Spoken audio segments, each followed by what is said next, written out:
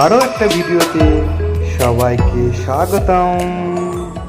কিছুদিন আগে বেরিয়ে গেছিলাম শান্তিনিকেতনের উদ্দেশ্যে।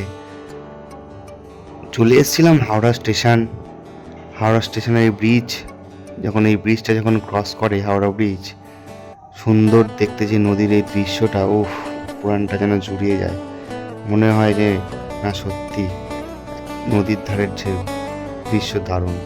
তারপরে এই যে ট্রেনের দৃশ্য, আমি যতবারই ট্রেনে উঠি, ট্রেনের দরজার কাছে দাঁড়িয়ে যে ট্রেনের দৃশ্যটা দেখতে যা সুন্দর লাগে, সত্যি এক অপরূপ দৃশ্য।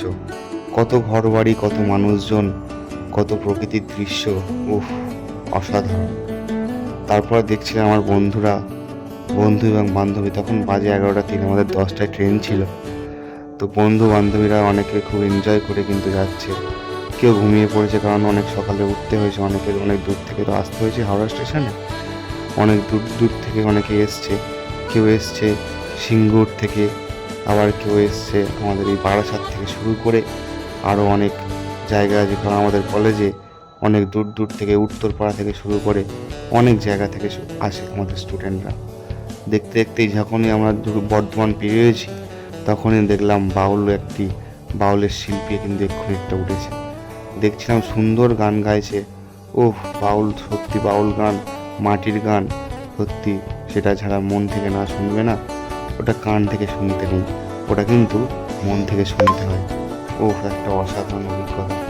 তারপরে আমাদের সামনে সে যখন গাইছিল, সত্যি এক অসাধারণ, নিজের মন থেকে অনুভব হচ্ছিল যে না, একটা বাউলের দেশে আমরা যাইছি। বাউলের দেশ মানে শান্তিনিকেতন, পুরুলিয়া, বাঁকুড়া, বীরভূম। আমরা বিশেষ করে বীরভূমের মধ্যে যাচ্ছি। বীরভূমের অন্তর্গত শান্তিনিকেতন, এবং তারপর শান্তিনিকেতনের রাস্তাটা দেখেছেন, ওখানে পলিউশন নেই বললেই চলে। সত্যি কথা বলতে আমরা কলকাতায় থেকে এমন অভ্যস্ত হয়ে গেছি, যখন গেলাম ওখানে যে এই যে একটা মাটির গন্ধ, সত্যি মাটির গন্ধটাই আলাদা। একটা জীবাণুমুক্ত মাটি যেটাকে বলা হয়, ঠিক তেমনই শান্তিনিকেতনে এই যে একদম সবুজে মোড়া আছে, চাদরের মতো মোড়া, সবুজের চাদরের মতো মোড়া একটা দারুণ, রাস্তাটা শুধু দেখতে শুধু গাছ আর গাছ। এখানে দেখতেই পাবেন না যে বড় বড় গাড়ি, পলিউশন এত, বড় বড় গাড়ি যেমন কলকাতার রাস্তায় চলে, একদম দেখতেই পাবে না। তারপর আমরা বিশ্বভারতী আন্ডারই একটা হোস্টেলে ছিলাম। হোস্টেল বলতে রিসর্ট টাইপের। তো দারুণ লেগেছে সত্যি কথা বলতে, যে আমরা এমন রুম পাবো আশা করিনি।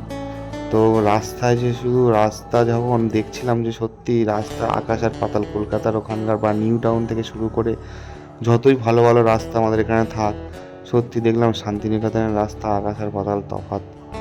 তো খুবই ভালো লাগলো। কিন্তু তারপরে আমরা বিকেলে বেরিয়ে গেছিলাম সোনাঝুরি হাটের উদ্দেশ্যে। এই যে ব্রিজটা পেরিয়ে এইদিকে একটা কি নদী আছে, যাই হোক মনে নেই নদীটার নাম, এই মুহূর্তে মনে পড়ছে না। তো সামনে আমাদের এই সোনাঝুরি হাটের যখন যত আর কি হ্যান্ডক্রাফট, হাতের তৈরি যত জিনিস, শাড়ি থেকে শুরু করে কাঠের ঝা তৈরি জিনিস, এখানে কিন্তু সেটা পাওয়া যায়।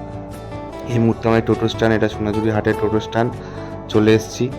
সবাই দেখতেই পাচ্ছে, সব কেনাকাটা করার জন্য সব প্রস্তুত। আমাদের বন্ধু বান্ধবীরা তো একটা ব্যাগ পুরো কিনে আবার ভর্তি করে নিয়েছে, এরকম একটা অবস্থা। তো অনেক বন্ধুরা যারা বাড়ির জন্য জিনিসপত্র, বান্ধবীরা বাড়ির জন্য জিনিসপত্র নিজের জন্যই বেশি কিনেছে। তারপর চলে এসেছিলাম একটা বাউল শিল্পীর কাছে, দারুণ গান গাইছিলেন ইনি। তো সুন্দর গান, হয়তো এই ভিডিওটা আমি আগে একটা ভিডিওতে এর সাথে পরে একটা শর্টসে আমি দিয়ে দেবো, ইনার গান পুরো র ভিডিওটা দিয়ে দেবো, সবাই শুনে নেবেন। তারপর দেখছিলাম আর এক পাশে এইরকম সাঁওতালি নাচ, সত্যি এই অপরূপ দৃশ্য হয়তো এখানে দেখা ছাড়া অন্য কোথাও পাওয়া যাবে না। আমাদের এই দুর্গাপুজোর সময় কিছু প্যান্ডেলে এরকম কিন্তু করে, আবার এখানে দেখতে কখনোই আশা করিনি। তারপরে বৃষ্টি এসে যাওয়ার কারণে আমরা সবাই কিন্তু হোটেলে ফিরে গেলাম। Thanks for watching. ভিডিওটা ভালো লাগলে লাইক, কমেন্ট এবং শেয়ার করে দিও।